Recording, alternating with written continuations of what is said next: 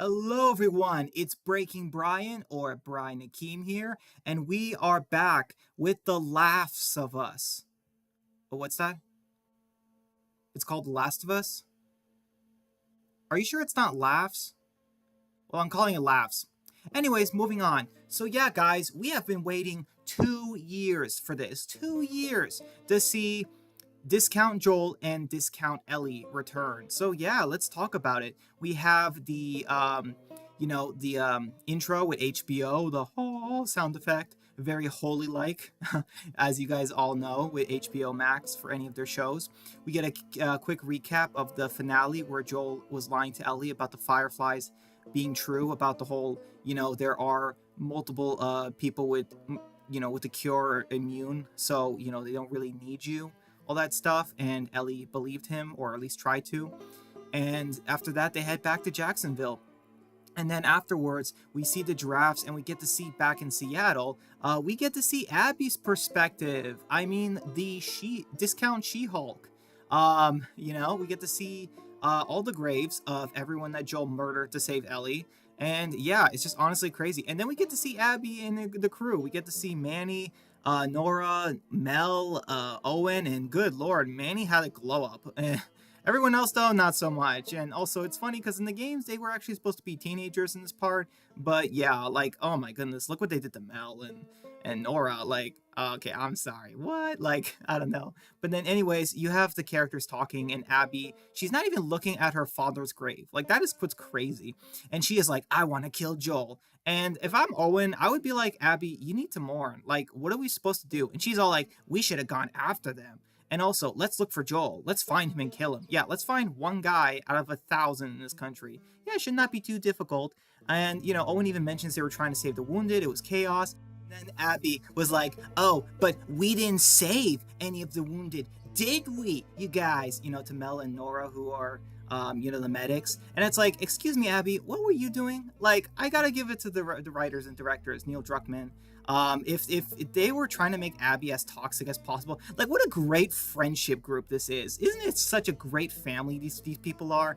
Just blaming each other, just saying, they're useless. And, Owen kind of mentions they should head up with the other Fireflies. And, Abby, makes Owen promise, swear to him that they will kill Joel, that they won't, so much so that they won't have sex until they kill Joel. And he promises, he even says that we'll all help you. And if I'm Abby's other friends, I must be thinking, Owen, what the heck, man? You cannot just bring us in your girlfriend's issues. Okay, this is not our problem. Okay, killing Joel is not our mission. That's her mission. So good lord, like. They're doing a great job. They're already making Abby really irredeemable and uninteresting and just, yeah, all around, just like her video game counterpart. So great job, developers. And then after that, we get the amazing intro, with the fungus all, CGI and wrapping around the ground, the world. It's growing, it's spreading, and it forms the United States of America, showing how the virus pandemic took over the entire country as well as obviously the rest of the world. We have the zombie head that was formed with the fungus, the clicker and all that. And yeah, I mean, seriously, like still looking back on it, Last of Us has, even though the show is not great, it's not very, very good, it's just decent. I have to admit the intro is still really, really good. Like, I really appreciate that. They worked hard on it, and yeah, it is good. So then we get the 5 year later time skip, which, oh, as you guys know in The Walking Dead, time skips are all the rage in zombie apocalypses. So we have Ellie that was just shoved down, and I knew this was something like with training, but good lord, she is fighting this guy who's like, oh, definitely over 6 feet tall or something. And I'm just like, okay, this has to be the dumbest training session I have ever seen. They are in a barn with tools, with sharp objects, with wood that is rugged. They can get splinters, they could bash each other in the head. So, like, what kind of training is this? They're not wearing any pads, and it's just ridiculous. And I'm sorry, like, whose idea was this that they thought it would be a good idea to start it with Ellie fighting some random guy named Caleb? And I'm sorry, I just don't buy it. Like, Ellie is like 110 pounds, and this guy is like 240. Like, you expect me to believe that in a short amount of time, and yes, it's been 5 years, but it was never implied Ellie was doing all of this, and she actually beat the guy. And then she finds out that he was pulling his punches from Jesse, and she is like, "How dare you? I am a strong, independent woman. How dare you hold your punches against me? I can take it. I can take you all because I'm a strong woman, and you guys are human scum." That's basically what Ellie has been doing. So, good job, developers. You are not only making Abby a terrible human being, but also Ellie, who is literally the protagonist of this franchise. So, good job, you guys. So, Ellie leaves that barn full of male toxicity, and she goes out into town to spread her toxicity to everyone in Jacksonville, Wyoming. And I have to say this, the set designs and the environments, they look so good. Like, it's fantastic. This is way better than The Walking Dead Commonwealth or the Pacific Republic. Like, so good. It actually feels like a real town. The way the characters are just building new houses, this looks fantastic. I'm so glad they're doing this. It's just great. It feels realistic. We have Dina here. I didn't know. She was digs into a pipe and finds a bunch of fungus and roots and stuff. So it's messed up. And then we get to see Joel, which honestly is really crazy. I mean, the fact that we got to see Joel like this, and he's kind of like this head foreman for they're trying to fix his town. He's looking at circuit breakers and all that because they're shot, all that stuff, and he's kind of like being a mentor, or Dina is sort of his apprentice, I guess you can say, instead of Ellie. So he kind of tells her how they need to fix these houses. And Dina, I gotta say, Dina definitely, they got the right actress for her, because her character, she has a lot of chemistry. And I definitely think, like, am I crazy? But does she have more chemistry with Pedro Pascal's Joel than literally Bella Ramsey's Ellie? Like, because, gee, I don't know. Maybe it's because the actress for Dina actually can act. Like, I don't know. I'm sorry, but like, I have to be honest here, okay? And if I'm throwing shade at Bella, so be it, because it's true. She is just not a good actress. Anyways, she asked Joel why Ellie is angry at him. We all know why from the video game. It's because Joel lied to her. And he is just like, "Oh, she's not angry with me. She's 19, and that's how it is." And it's like one of those things where it's like, yeah. Who's ever watching the show is not going to believe Ellie is 19. Like, no way. Not with that baby face. I'm sorry. It's just not believable. Considering the fact that she had the exact same face literally 2 years ago when they were doing season 1. But yeah, and also Dina finds out that Joel's in therapy, and Joel kind of tells her to keep it a secret, which it's like, okay, like, surely someone is gonna know. Like, it's not that big of a deal. Also, it's a zombie apocalypse, dude. You don't have to be ashamed of going to therapy. Like, sheesh, it's not that big of a deal, man. Like, come on. Anyways, after that, we have Ellie looking through a sniper rifle scope, and she actually sees a zombie and actually kills it from far away. It was eating a deer. So yeah, that's kind of cool. This is actually from the video game where Tommy was teaching her how to shoot with the kickback rifle from like really long distances. So that's actually pretty cool. I like that. I like how they're incorporating some of these game elements. I mean, honestly, obviously, yes, the actress for Ellie and actor for Tommy, they have no chemistry. Like, I'm sorry, it's still not good, but the dialogue is good. The writing is good, and I think the actor, I definitely think that the actors are giving it their. Well, okay, I think the actor for Tommy is giving us all. So she tries to shoot another zombie but misses. Anyway, that's not really important because we have Tommy mentioning to Ellie that, she's not going to do patrol tomorrow. I mean, it kind of makes sense. Like, she was doing out this now. It's like one of those things where it's like, okay, anyways, moving on. He kind of tells her that she wasn't listening last time. She is reckless and all this stuff. And he mentions that, also, like, I don't understand why being put on the front, on the gate is like a big deal. Like, that's like the best job. Like, seriously, being on the wall. Like, come on. Like, it's just not that big of a deal. Anyways, Ellie tries to talk to Tommy about certain things, and one thing she mentions is her immunity, the whole being bitten thing. And Tommy was just like, "Oh no, you can't tell her that. You can't tell anyone that. We can't even talk about that here." And it's like, Tommy, what's gonna happen? Are the horses gonna say? Are the horses gonna tell? Who would even believe anyone? And Ellie is shouting out, "Hey, there's only 2 genders." I'm totally kidding. But anyways, yeah, Tommy's just like, "No, Ellie, you're gonna get us canceled." I'm totally kidding, but yeah, Ellie was just having fun. But I have to agree with Ellie here because I'm like, Tommy, stop being a pussy. Like, dude, it's not happening. Nothing bad is gonna happen if people find out Ellie is immune. Like, it's not that big of a deal. It's not that big of a deal anymore. Like, it's happened. There's nothing that can come from it. Yeah, like, come on, Tommy, accept it. So anyway, Ellie is actually able to reconvince Tommy that she will go on the next patrol, which is kind of crazy because she literally was out here with this, and then she had a patrol prior, and now another patrol. It's like, how much can a person do in the community? Like, there's got to be like shifts or something. I don't know how that works. But yeah, anyways, on the gate, we see a guard watching and he sees a caravan. I thought it might have been Ellie and Tommy, but no, it turns out it's just a bunch of random people, which is kind of crazy. I'm like, wait a minute, what's going on? So they, the guys at the gate are opening the gates, obviously, and I think this is pretty cool. We never really got too much of the gates back in the original games, and yeah, we see that there are people. They got luggages and stuff. And it turns out there's even some kids in this group too, which I'm just like, man, what is going on? Like, there's no way this is a patrol, right? There's no way they send kids on patrols.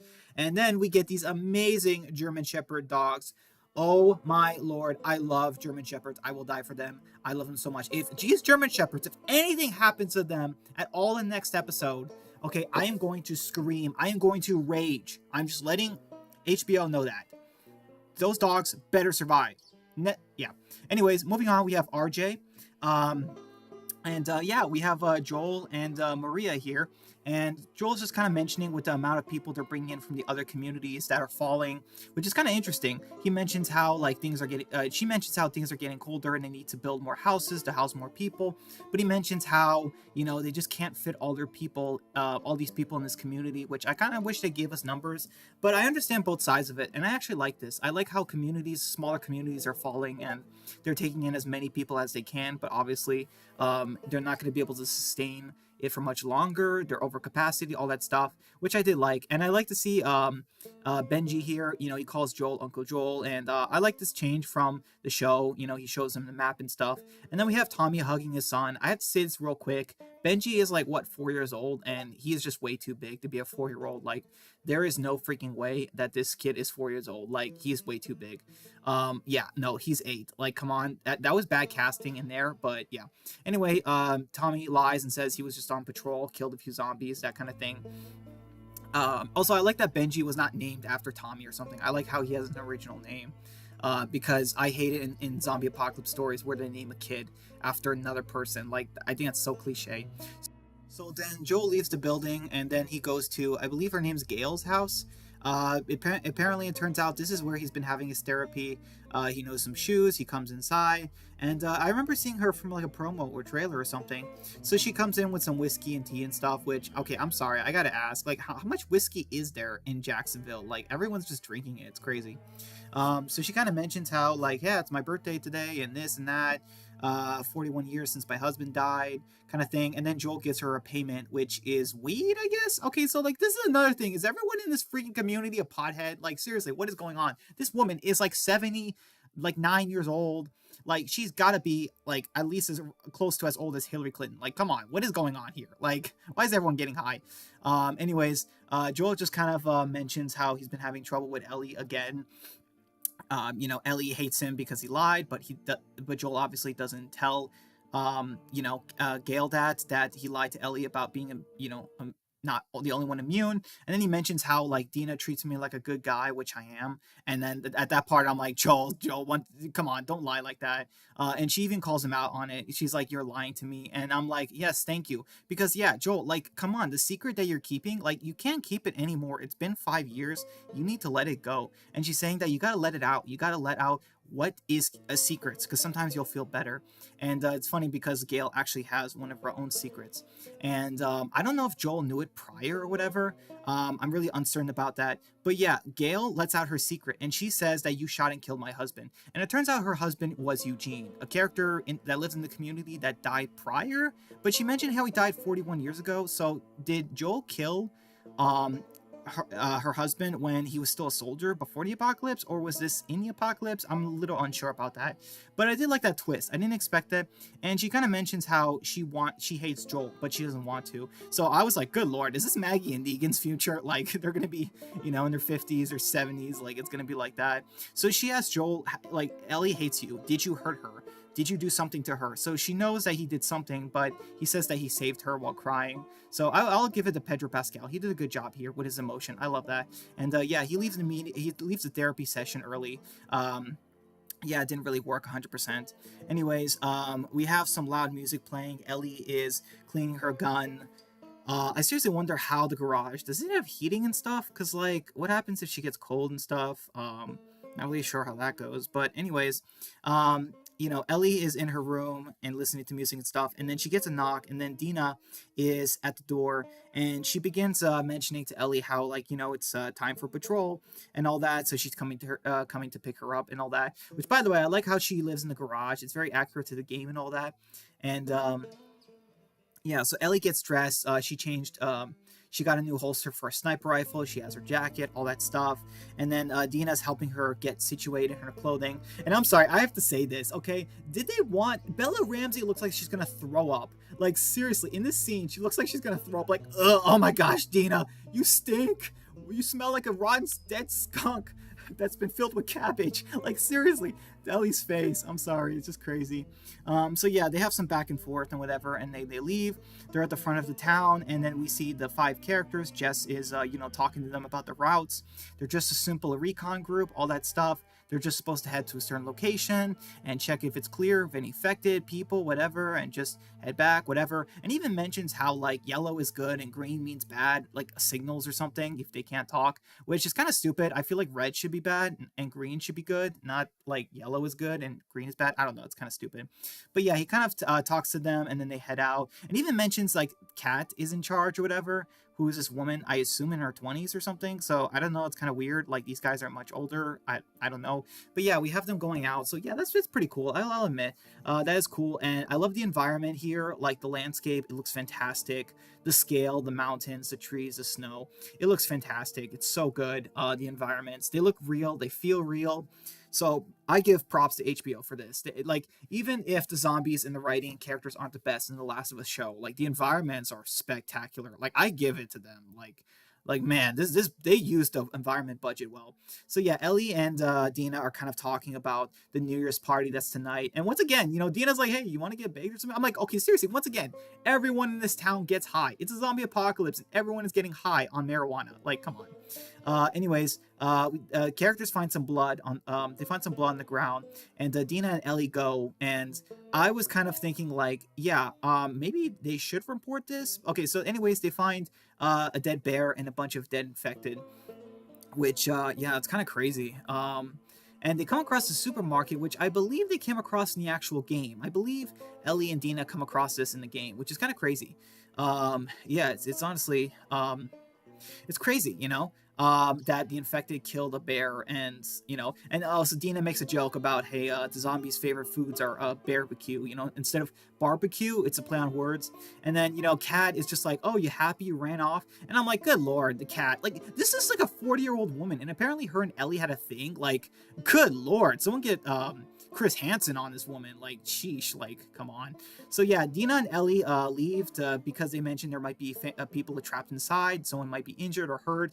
Which, like I said, these are the kids. Like, these adults are doing nothing. They are NPCs. It's hilarious. They are totally useless Ken fodder. I love it. They're just like, you're just gonna let them go in? Like, seriously, this Cat character is a weak woman. She's not a strong woman. She's like, it's like, how did she even get in this position? Like, I don't understand it, but it's whatever. Like, I don't care.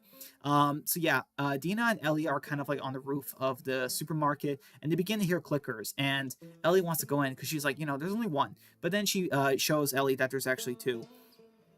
Because they're listening, which I kind of think is cool. And also, once again, Ellie has her toxic line here. You rather let the men handle it, and it's like, once again, are they trying to say that women are better at survival than men? Because, spoiler alert, they're not. Yeah, but I did like this scene with Dina and Ellie carefully walking, being quiet, sneaking in. I thought that was cool. They have so much gear on, so much clothing on, and they're still being quiet. I like this. It feels really realistic. The one clicker that's there, like, I like how serious they're taking it. It's very serious.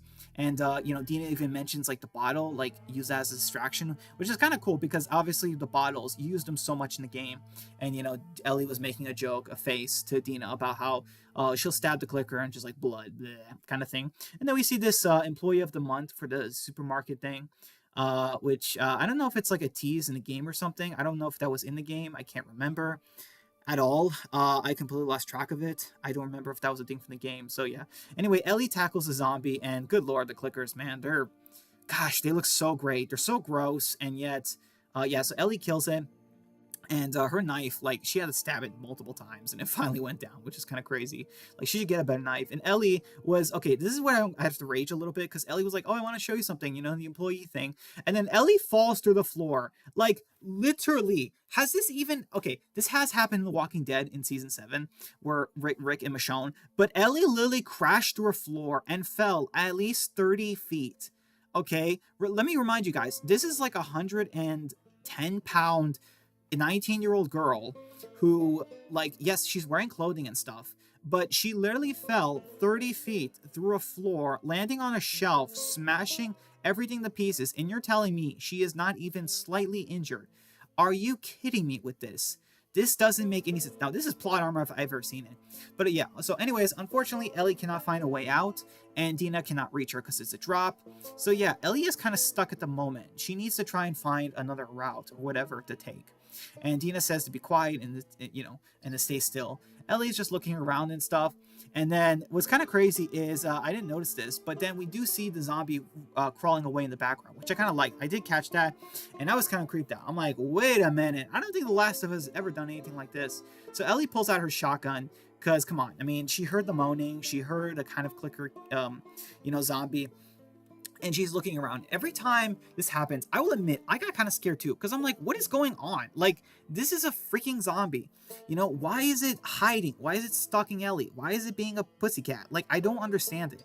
Ellie knows there's a zombie here, and the zombie is... So anyways, Ellie is shooting at it. Well, okay, she wasn't shooting, but she was screaming. She's aiming, and the clicker just leaves. Like, it's just so weird. It's almost like it's teleporting. And then I'll admit, I was kind of creeped out with this, because it's like, we've never seen this in The Last of Us or in The Walking Dead. And gosh, the special effects, like the makeup, it's so creepy. It's so gross.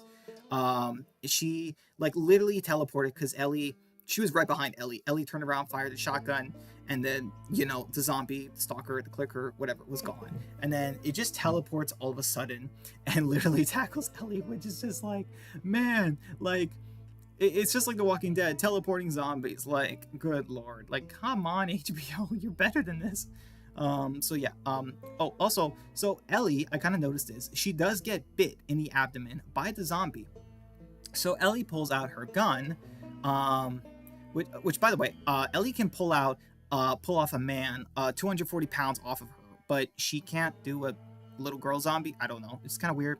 So anyway, Ellie did shoot the zombie. She noticed she was bitten. She is bleeding in the abdomen. But luckily, obviously, as we know, Ellie is immune to the virus, and it's not a big deal. Dina comes in. She's like, wow, so it was just that one zombie? Like, I'll admit, yeah, I was expecting kind of more zombies. So then afterwards, we get to see Ellie and Dina standing before the council, and they're explaining what happened, which I actually really enjoyed this. We got to see the council. I love this. I love the environment. I love the set. It was fantastic. It was well done. We have Tommy, we have Maria, and we have all these other characters. I think it's like 9, like, total. Like, men, women, like, I love this. This is what we needed in The Walking Dead. This is what we needed in the Commonwealth or the CRM, Civic Republic. Like, come on. Like, thank you, HBO. Thank you for doing this. Loved it. And Maria kind of mentions how she's having a bad feeling. Her spider senses are tingling. So Ellie is recovering. She cuts over. She uses a knife to disguise her bite as a cut instead, which doesn't really make sense, but whatever. And then anyways, she's in her room, and then Joel comes in trying to sort of talk to her, but then he just takes her guitar and is like, oh, I'll fix it for you. Because remember, things are still awkward between them. So anyways, the New Year's party is kicking off, and yeah, we get to see some kids, some dogs, people with the weird sparkler sticks. It's New Year's, lights on. We have the party, the music going. I think I heard in the lyrics they say something about Jesus. So, like, yeah, I'm like, this is actually a really good scene. And yeah, the characters are just like, New Year's party, like, it's like, this sucks, like, it's lame, like, oh my goodness, these really are teenagers.